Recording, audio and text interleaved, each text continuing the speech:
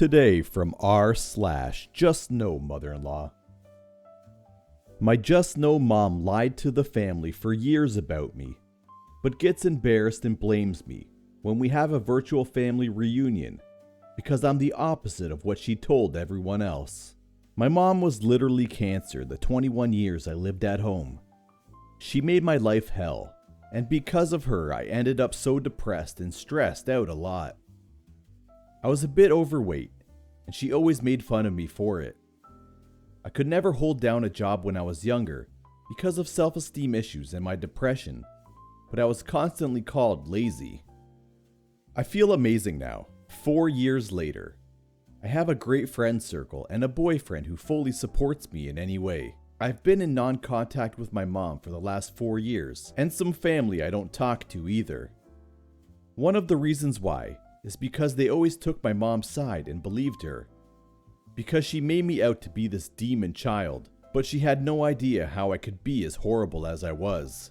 I only speak to my grandparents, who witnessed some things she did to me months before I moved and cut her off. Plus they didn't want to get into any drama in the family anyway.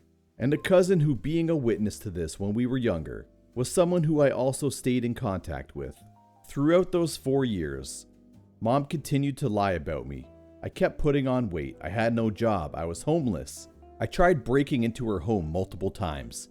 I assaulted her, so forth.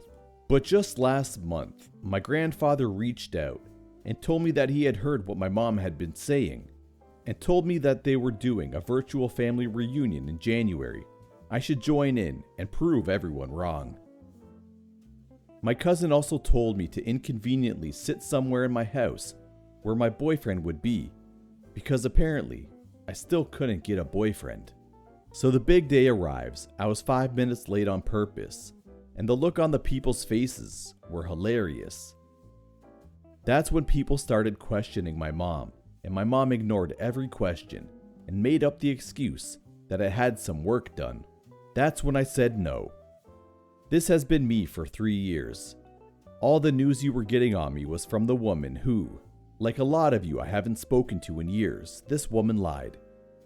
She has degraded me my whole life and still does it, because that's all she can do with her life.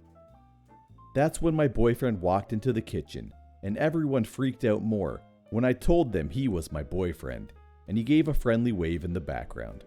My mom literally had a death stare going on. People started questioning my mom again.